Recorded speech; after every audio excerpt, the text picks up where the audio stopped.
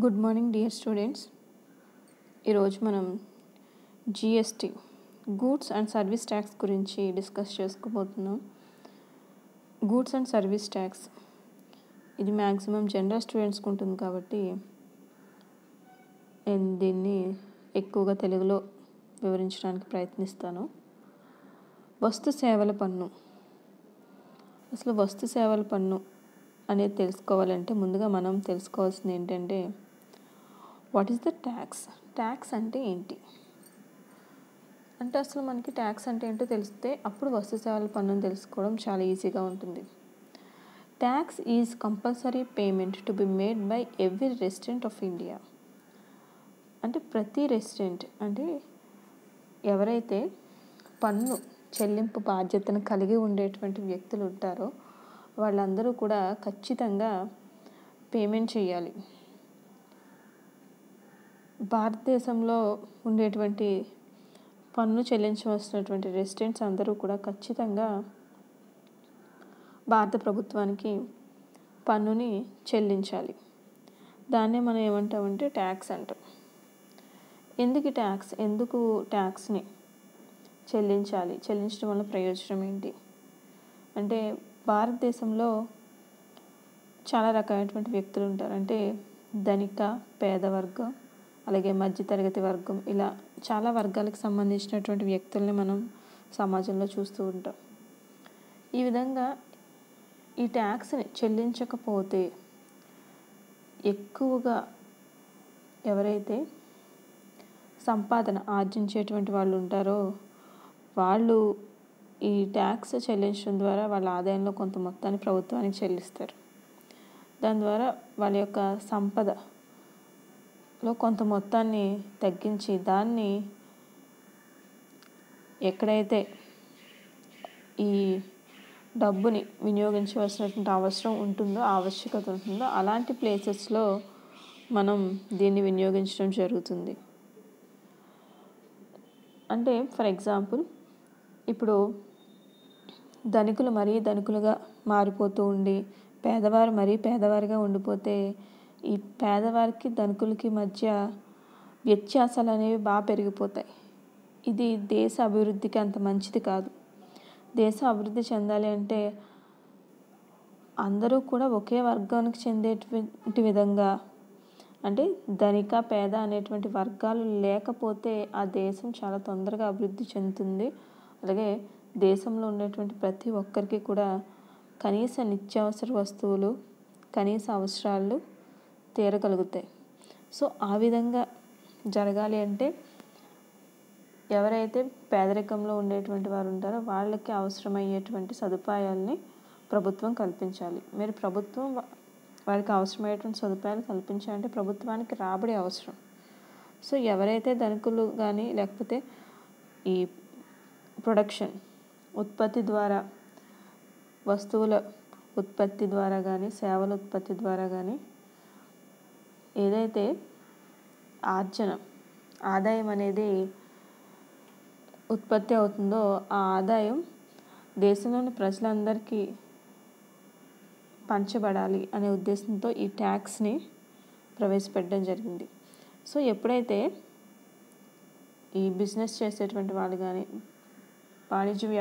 వాణిజ్య వ్యవహారాల్లో అలాగే సంపాదన ఎక్కువగా ఉండేటువంటి వ్యక్తులు కానీ వీళ్ళందరూ కూడా కొంత వాళ్ళ ఆదాయాల్లో, లాభాల్లో కొంత మొత్తాన్ని ప్రభుత్వానికి పన్ను రూపంలో చెల్లిస్తారు.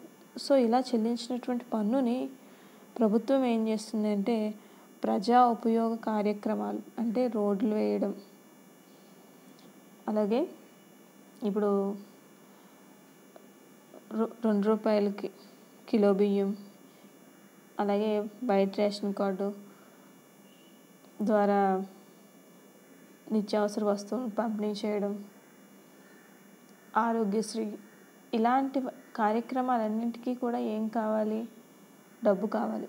సో ఆ డబ్బుని ప్రభుత్వం ఎలా సమకూర్చుకుంటుంది అంటే ప్రజలు చాలామంది రెసిడెంట్స్ ఎవరైతే పన్నును చెల్లిస్తారో ఆ పన్ను చెల్లింపుదారుల దగ్గర నుంచి వచ్చేటువంటి డబ్బుని, ఆ ధనాన్ని ప్రభుత్వం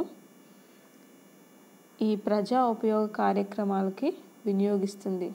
సో దీనివల్ల దేశంలో ప్రజలందరూ కూడా ఒకే సామాజిక వర్గంగా తయారవడానికి అవకాశం ఉంటుంది. సో ధనిక పేద మధ్య ఉండేటువంటి వ్యత్యాసాలు తగ్గడానికి అవకాశం ఉంటుంది. సో దీనికోసం మనం ఖచ్చితంగా దేశంలో ట్యాక్స్ అనేది చాలా అవసరం. రెసిడెంట్ అయినటువంటి వాళ్ళు ట్యాక్స్ని పే చేస్తూ ఉంటారు. అలాగే ఆ పే చేసినటువంటి ట్యాక్స్ని ప్రభుత్వం ప్రజా ఉపయోగ కార్యక్రమాలకి వినియోగిస్తూ ఉంటుంది. నెక్స్ట్ వ్యాట్ అంటే ఏంటంటే ఇది యాక్చువల్లీ ట్యాక్స్లో ఒక చిన్న పార్ట్ అని చెప్పుకోవాలి. ఎందుకంటే వ్యాట్ అనేది indirect tax, value added tax, VAT value added tax అనేది ఒక పరోక్ష పన్ను. దీన్ని అమ్మకం పన్నుకి మరొక రూపంగా కూడా చెప్పడం జరుగుతుంది. అలాగే ఉత్పత్తి యొక్క ప్రతి దశలోనూ మరియు అమ్మకాల కారణంగా వస్తువుల చలనం జరిగేటువంటి సందర్భంలో ఈ వ్యాట్ని విధించడం జరుగుతుంది. అంటే ఒక వస్తువు ఉత్పత్తి జరిగిన తర్వాత ఆ వస్తువుని మరొక వస్తువుగా రూపాంతరం చెందడానికి ఇంకొక వ్యక్తి ఆ వస్తువుని కొనుగోలు చేసి ఇంకొక ప్లేస్కి తీసుకువెళ్ళి తరలించడం జరిగే సందర్భంలో ఈ వ్యాట్ని విధించడం జరుగుతుంది. అలాగే వ్యాపార వ్యవహారాల మీద మాత్రమే ఈ వ్యాట్ని విధించడం జరుగుతుంది. వాణిజ్యేతర వ్యవహారాల్లో ఈ వ్యాట్ని విధించడం జరగదు. ఈ వ్యాట్కి వచ్చేసరికి మనకి చెల్లించాల్సినటువంటి పన్ను ఏ విధంగా ఉంటుంది అంటే output tax minus input tax అంటాం. అంటే ఇప్పుడు మనం ఒక వస్తువు మీద ఎంత పన్ను చెల్లించాలి అంటే అంతకుముందు నువ్వు ఆ వస్తువు మీద ఎంత పన్ను చెల్లించావో ఆ పన్నుని ఇన్పుట్ ట్యాక్స్ అంటాం. అవుట్పుట్ ట్యాక్స్ అంటే ఇప్పుడు చెల్లించాల్సినటువంటి పన్ను, అంటే అమ్మకాలపై చెల్లించాల్సినటువంటి పన్నుని అవుట్పుట్ ట్యాక్స్ అంటాం. ఆ వస్తువుని నువ్వు అంతకుముందు దానికి సంబంధించిన మెటీరియల్ కానీ దానికి సంబంధించినటువంటి స్పేర్ పార్ట్స్ కొనుగోలు ఏవైతే జరుగుతాయో వాటి మీద నువ్వు చెల్లించినటువంటి ఇంతకుముందు కొనుగోలు చేసినప్పుడు చెల్లించినటువంటి పన్నుని ఇన్పుట్ ట్యాక్స్ అంటాం. అంటే ఇప్పుడు నువ్వు చెల్లించాల్సిన పన్ను ఎంత అంటే ఇంతకుముందు నువ్వు చెల్లించినటువంటి పన్నులు ఏవైతే ఉంటాయో వాటిని ఇప్పుడు నువ్వు చెల్లించాల్సిన పన్నులోంచి తీసేసి రిమైనింగ్ని మాత్రమే చెల్లిస్తావు. అంటే ఫర్ ఎగ్జాంపుల్ ఇప్పుడు ₹5 పన్ను చెల్లించాలి నువ్వు అమ్మబోయేటువంటి వస్తువు మీద. అంతకుముందు ఆ వస్తువు కోసం నువ్వు ₹2 పన్నుని చెల్లించేసావు.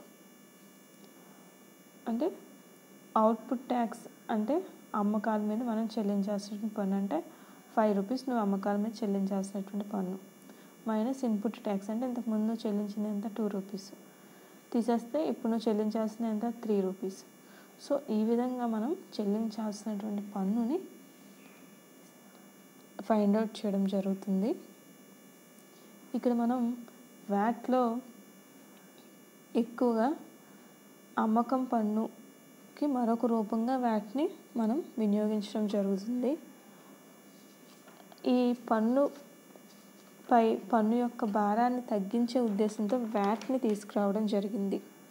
అసలు భారతదేశంలో వ్యాట్ని ఎందుకు ప్రవేశపెట్టారంటే ఉత్పత్తి వ్యయాన్ని తగ్గించడానికి, పెట్టుబడులను పెంచడానికి, పన్నుపై పన్ను భారాన్ని తగ్గించడానికి, పన్ను విధించడానికి మరియు పన్ను వసూలుని సరళం చేయడానికి మనం ఈ వ్యాట్ని ప్రవేశపెట్టడం జరిగింది. అలాగే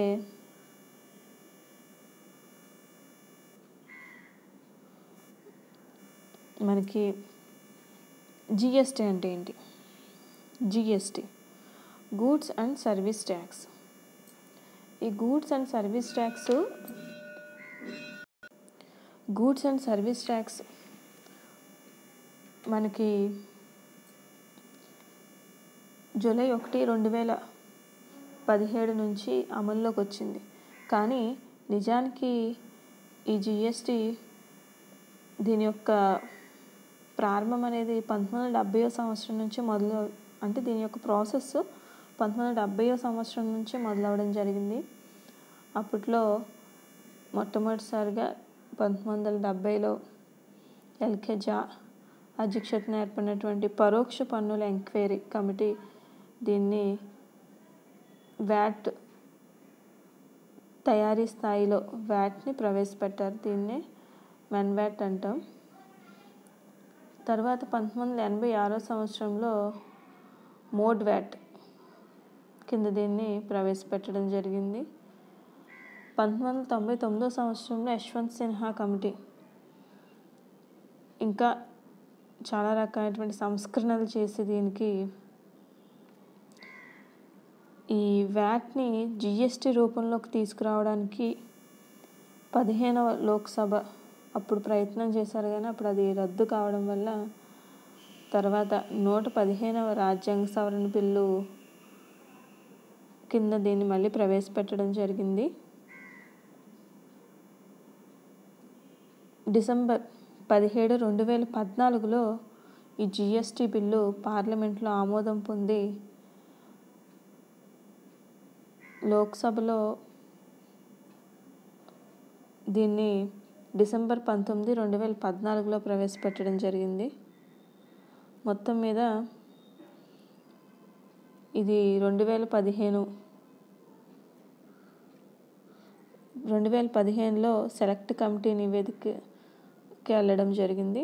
ఆ తర్వాత 2016లో దీన్ని కొంచెం సవరించి చివరికి 2017 జూలై 1 నుంచి అంటే జూన్ 30 అర్ధరాత్రి నుంచి ఇది అమలులోకి రావడం జరిగింది. సో జిఎస్టీ యొక్క అమలు తేదీ జూలై 1, 2017. అప్పటి నుంచి జిఎస్టీ మనకి అమల్లోకి రావడం జరిగింది. అసలు మన ఇండియాలో ట్యాక్స్ స్ట్రక్చర్ ఏ విధంగా ఉంటుంది అంటే బిఫోర్ జూలై 1, 2017 అంటే జిఎస్టీ రాకముందు మన దేశంలో ట్యాక్స్ స్ట్రక్చర్ ఏ విధంగా ఉంటుందంటే డైరెక్ట్ ట్యాక్స్, ఇండైరెక్ట్ ట్యాక్స్ అని 2 రకాలుగా ఉండేది ఎక్కువ. అంటే మనకి నెంబర్ ఆఫ్ ఇండైరెక్ట్ ట్యాక్సెస్ ఉండేవి 2017 జూలై 1కి ముందు. కానీ ఆఫ్టర్ జూలై 1, 2017 అంటే జిఎస్టీ వచ్చిన తర్వాత direct taxes common, but indirect taxes ప్లేస్లో ఏమొచ్చింది అంటే జిఎస్టీ వచ్చింది. గుర్తుపెట్టుకోండి, ఇండైరెక్ట్ ట్యాక్సెస్ ప్లేసెస్లో జిఎస్టీ వచ్చింది. ఆ తర్వాత మనం అబ్జర్వ్ చేస్తే tax structure in India before GST అసలు ఏ విధంగా ఉంటుందంటే మనకి డైరెక్ట్ ట్యాక్సెస్, ఇండైరెక్ట్ ట్యాక్సెస్ 2 రకాలని చెప్పుకున్నాం కదా. అందులో డైరెక్ట్ ట్యాక్సెస్లో ఏమేమి ఉంటాయంటే income tax, wealth tax, corporate tax, estate duty tax. ఇవి మాత్రం డైరెక్ట్ ట్యాక్సెస్లో ఉంటాయి. మనకి జిఎస్టీ ఏ ప్లేస్లో వచ్చింది? ఇండైరెక్ట్ ట్యాక్సెస్ ప్లేసెస్లో వచ్చింది. అంటే జిఎస్టీ రాకముందు ఉన్నటువంటి ట్యాక్సెస్ ఏంటి అంటే ఇండైరెక్ట్ ట్యాక్సెస్. సో ఆ ఇండైరెక్ట్ ట్యాక్సెస్లో సెంట్రల్ గవర్నమెంట్ విధించేటువంటి ఇండైరెక్ట్ ట్యాక్సెస్ ఏంటి, స్టేట్ గవర్నమెంట్ విధించే ఇండైరెక్ట్ ట్యాక్సెస్, అలాగే లోకల్ బాడీస్ విధించేటువంటి ఇండైరెక్ట్ ట్యాక్సెస్ గురించి మనం డిస్కస్ చేసుకుందాం. అందులో సెంట్రల్ గవర్నమెంట్ గూడ్స్ మీద సెంట్రల్ గవర్నమెంట్ కస్టమ్ డ్యూటీని వేస్తుంది. కస్టమ్ డ్యూటీ అనేది import and export of goods అంటే వస్తువుల ఎగుమతి దిగుమతుల మీద, అంటే మన దేశం నుంచి ఇంకొక దేశానికి వస్తువులను ఎగుమతి చేయడం, దిగుమతి చేయడం, ఇతర దేశాల నుంచి మన దేశానికి వస్తువులను దిగుమతి చేసుకోవడం, ఇలాంటి సందర్భంలో వేసేటువంటి ఇండైరెక్ట్ ట్యాక్స్ ఏంటి సెంట్రల్ గవర్నమెంట్ అంటే కస్టమ్స్ డ్యూటీ.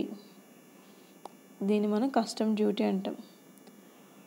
అలాగే సిఎస్టీ అంటే interstate sale of goods, అంటే ఒక రాష్ట్రం నుంచి ఇంకో రాష్ట్రం మధ్య జరిగేటువంటి interstate sale of goods మీద విధించేటువంటి ట్యాక్స్ సిఎస్టీ. అలాగే excise duty, manufacturing of goods in India, భారతదేశంలో జరిగేటువంటి వస్తువుల ఉత్పత్తిపై వేసేటువంటి పన్నుని మనం ఎక్సైజ్ డ్యూటీ అంటాం. సో ఇవన్నీ కూడా సెంట్రల్ గవర్నమెంట్ వస్తువుల మీద విధించేటువంటి ట్యాక్సులు. మరి సెంట్రల్ గవర్నమెంట్ సేవల మీద, సర్వీసెస్ మీద ఏం విధిస్తుందంటే సర్వీస్ ట్యాక్స్ విధిస్తుంది. On rendering of service in India, అది ఆ ట్యాక్స్ అనేది ఆ సేవ యొక్క రూపాన్ని బట్టి, ఆ సేవని వినియోగించిన విధానాన్ని బట్టి ఆ ట్యాక్సెస్ అనేవి వేయడం జరుగుతుంది. ఇక స్టేట్ గవర్నమెంట్కి వచ్చేసరికి ట్యాక్సెస్లో ఏమేమి ట్యాక్సెస్ ఉంటాయి? స్టేట్ గవర్నమెంట్ ట్యాక్సెస్ అంటే గూడ్స్ మీద స్టేట్ గవర్నమెంట్ విధించేటువంటి ట్యాక్స్ ఏంటి అంటే వ్యాట్. లోకల్ సేల్స్ అంటే ఇంట్రా స్టేట్. మీరు అబ్జర్వ్ చేయండి, ఇంటర్ స్టేటు, ఇంట్రా స్టేటు. ఇక్కడ ఇంట్రా స్టేటు లోకల్గా జరిగేటువంటిది, అంటే ఆ రాష్ట్రంలో జరిగేటువంటి సేల్స్ని మనం ఇంట్రా స్టేట్ లోకల్ సేల్స్ మీద విధించేటువంటిది వ్యాట్. అలాగే ప్రొఫెషన్ ట్యాక్స్ అంటే స్టేట్ గవర్నమెంట్ గూడ్స్ మీద కాకుండా రిమైనింగ్ వాటి మీద విధించేటువంటి ట్యాక్స్లు ఏంటంటే profession tax. On engagement into any trade, employment or profession మీద విధించేటువంటి ట్యాక్స్. అలాగే ఆక్ట్రాయ్, దీన్ని ఎంట్రీ ట్యాక్స్ అని కూడా అంటాం. ఏదైనా స్టేట్ మూమెంట్ ఇక్కడ మన రాష్ట్రంలోకి ఎంటర్ అవ్వడానికి ఆ రాష్ట్రం విధించేటువంటి ట్యాక్స్ని మనం ఎంట్రీ ట్యాక్స్ అంటాం, దీన్ని ఆక్ట్రాయ్ అంటాం. అలాగే స్టాంప్ డ్యూటీ, స్పెసిఫైడ్ డాక్యుమెంట్స్ మీద, అంటే కొన్ని రకాలైనటువంటి పత్రాల మీద ఖచ్చితంగా మనం స్టాంప్స్ అంటించాల్సిన సందర్భం వస్తుంది. సో ఆ స్టాంపుల్ని ఏవైతే ఉంటాయో వాటి మీద డ్యూటీ విధించేటువంటి, అంటే డ్యూటీ మీన్స్ ఇక్కడ ఇది ఒక రకమైనటువంటి ట్యాక్స్. స్టాంప్ డ్యూటీ అనేటువంటి ఈ డ్యూటీని విధించేటువంటి అధికారం స్టేట్ గవర్నమెంట్కి ఉంటుంది. అలాగే లగ్జరీ ట్యాక్స్ని విధించేటువంటి అధికారం కూడా స్టేట్ గవర్నమెంట్కి ఉంటుంది. హోటల్ రూమ్స్ మీద వాటి మీద లగ్జరీ ట్యాక్స్ని స్టేట్ గవర్నమెంట్ విధిస్తుంది. అలాగే entertainment tax on entertainment such as a amusement parks, cinema etcetera, అంటే సినిమా హాళ్ళు, పార్కులు, వీటి మీద విధించేటువంటి ఎంటర్టైన్మెంట్ ట్యాక్స్ కూడా స్టేట్ గవర్నమెంటే విధిస్తుంది. ఇవి కాకుండా రిమైనింగ్ ఏంటంటే లోకల్ బాడీ ట్యాక్సెస్ ఏంటంటే లోకల్ బాడీస్ మనకి ఏవైతే ఉంటాయో, అంటే ఫర్ ఎగ్జాంపుల్ మున్సిపాలిటీస్, ఇలాంటివి మనకి లోకల్ బాడీస్లోకి వస్తాయి. సో ఇవి విధించేటువంటి ట్యాక్స్లు ఏమంటామంటే లోకల్ బాడీ ట్యాక్సెస్ అని అంటాం. ఇవన్నీ కూడా బిఫోర్ జిఎస్టీ ట్యాక్సెస్.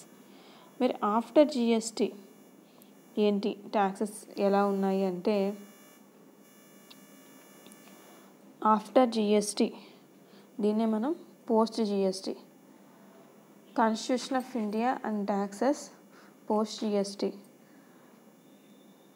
జిఎస్టీ వచ్చిన తర్వాత సెంట్రల్ గవర్నమెంట్ ఏమేమి ట్యాక్సెస్ విధిస్తుంది అంటే income tax, CGST, IGST, customs. CGST అంటే సెంట్రల్ జిఎస్టీ, ఐజిఎస్టీ అంటే ఇంటిగ్రేటెడ్ జిఎస్టీ. వీటిని సెంట్రల్ గవర్నమెంట్ విధిస్తుంది. గుర్తుపెట్టుకోండి, సెంట్రల్ గవర్నమెంట్ జిఎస్టీ వచ్చిన తర్వాత విధించేటువంటి ట్యాక్స్లు ఏంటి అంటే income tax, CGST, IGST, customs. మరి స్టేట్ గవర్నమెంట్ విధించేటువంటి ట్యాక్సెస్ ఏంటంటే ఎస్జిఎస్టీ అంటే స్టేట్ జిఎస్టీ. అలాగే స్టేట్ జిఎస్టీ కాకుండా ఇంకా ఏమేమి ట్యాక్సెస్ స్టేట్ గవర్నమెంట్ విధిస్తుందంటే ఎక్సైజ్ ఆన్ లిక్కర్.